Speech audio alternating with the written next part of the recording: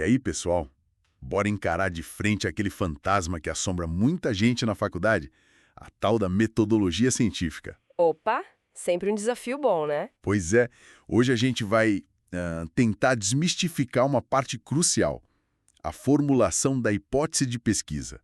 Aquilo que parece um bicho de 7 cabeças, sabe? Ah, a famosa hipótese. Muita gente empaca aí. Exato. E para ajudar nessa missão, a gente está usando um material supimpa do professor Júlio Facó. Aliás, fica a dica. Se inscreve, curte, compartilhe o canal dele. Isso. É um trabalho muito legal, sem fins lucrativos, para levar conhecimento para todo mundo. Ajuda muito. Dá essa força lá. Bom, mas vamos ao que interessa. Hipótese. Afinal, o que raios é isso? É só um chute chique? Boa pergunta. Mas não, tá longe de ser um chute. Pensa assim, não é adivinhação. Tá. É uma explicação proposta. Uma resposta possível para sua pergunta de pesquisa, entende? Uhum. Uma resposta inicial, então. Isso, mas não tirada do nada. Ela é baseada em alguma evidência, em alguma leitura prévia, observação. É um palpite educado, vamos dizer. Um palpite com fundamento. Exatamente. E o ponto principal, ela precisa ser testável. A pesquisa científica vai investigar e experimentar para ver se essa explicação se sustenta. Ah, então a pesquisa vai dar o veredito. Sim, a hipótese está valendo, ou não, não era bem isso. Perfeito, é isso. Pode ser confirmada ou refutada. E isso é poderoso porque dá um rumo claro para a investigação, né? Sem ela, a gente fica meio perdido. Entendi. Deixa de ser um passeio aleatório e vira uma busca com mapa. Uma bússola, como você disse. Boa analogia. É uma bússola mesmo. Beleza, mas como a gente monta essa bússola? Quais são as pecinhas dela?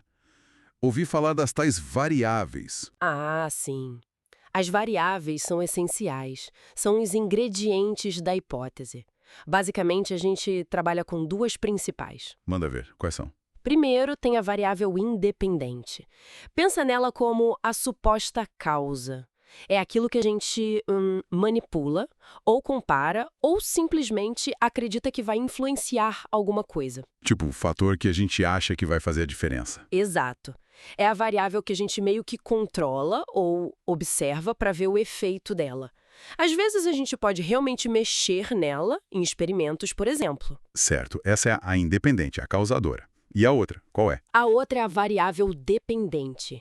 Essa é o efeito esperado. É o resultado que a gente vai observar, vai medir, para ver se a independente teve algum impacto. Ah, tá. É a resposta que a gente está procurando, o dado que a gente coleta. Isso.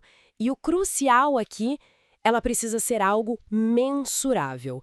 Tem que dar para medir, para quantificar ou qualificar de forma objetiva, sabe? Senão, como a gente testa? Faz todo sentido. Causa e efeito, e o efeito tem que ser medível.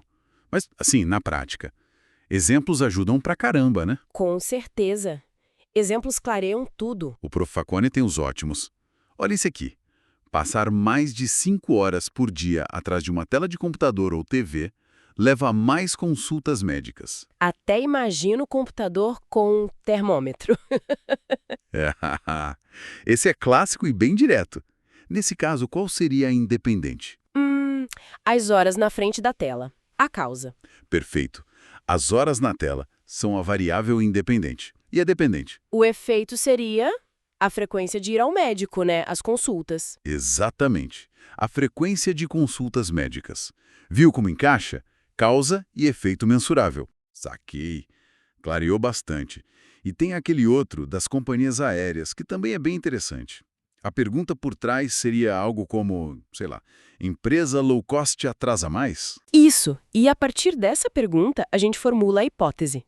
No caso, a hipótese alternativa, que a gente chama de H1 às vezes. Que seria? Algo como: as companhias aéreas de baixo custo, low cost, sofrem mais atrasos nos seus voos regulares do que as companhias aéreas premium. Ah, legal. Ela já aponta uma diferença clara entre os grupos. Exatamente. Aqui, a variável independente é o quê? O tipo de companhia. Low cost versus premium. Isso, o modelo de negócio. É o que a gente está comparando. E a dependente? O número de atrasos. o que a gente vai contar, medir. Perfeito. E só para complementar, geralmente a gente testa essa H1 contra a chamada hipótese nula, a H0. H0? O que seria isso? H0 é basicamente a ideia de que não existe essa diferença que a H1 propõe. Diria, por exemplo, que não há diferença significativa nos atrasos entre low cost e premium, ou que talvez as premium atrasem mais, o contrário do que a gente supôs. Entendi. A gente testa se a nossa ideia, H1, é mais forte que a ideia de não há diferença, H0. Exatamente. E repara numa coisa importante que aparece nos dois exemplos. A hipótese sempre faz uma previsão. É verdade. Usa palavras como leva a mais, sofre mais. Isso aumentará, diminuirá, será diferente. Ela indica uma direção, uma relação esperada entre as variáveis. Muitas vezes segue aquela lógica do se, então. Tipo, se a pessoa usa mais tela, então ela vai mais ao médico. Perfeito. Ou, se a companhia é low cost, então ela querá mais atrasos. Quando a gente compara grupos, como no caso das aéreas, a hipótese já diz qual grupo a gente espera que se destaque ou tenha um resultado diferente. Isso dá um foco danado para a pesquisa, né? Total. A clareza que uma boa hipótese traz é fundamental. Ela realmente guia o processo todo, diz o que procurar, como medir, como analisar. Fantástico. Então, para amarrar tudo, hipótese não é achismo solto. É um palpite inteligente, testável. Exatamente, baseado em algo. Isso, com uma causa provável, a variável independente, e um efeito que a gente espera medir, a dependente. E tudo isso responde à pergunta principal da pesquisa. Na mosca. E o resultado prático é que a gente sabe para onde ir. Não fica atirando para todo lado. Exatamente. É eficiência na pesquisa. Muito bom. E agora, para jogar uma pulga atrás da orelha da galera que está ouvindo, pensando em tudo isso que a gente conversou, causa, efeito, medição... Lá vem desafio. Como a gente poderia formular uma hipótese testável sobre, por exemplo, a relação entre o número de joinhas que um vídeo educativo recebe e o quanto as pessoas realmente aprenderam com aquele vídeo? Uau, boa provocação. Medir aprendizado real versus engajamento. Dá pano para manga, hein? Fica aí para pensar. Excelente. E com esse desafio no ar, a gente reforça mais uma vez. Curtiu o papo? Achou útil? Então, por favor, dá aquela força para o trabalho sensacional do Prof. Júlio Facó. Isso aí. Se inscreve lá no canal dele, curte os vídeos, compartilha com os amigos. É um jeito super bacana de apoiar a divulgação científica de qualidade, feita na raça e sem grana envolvida. Exato. A gente agradece demais a audiência de vocês hoje.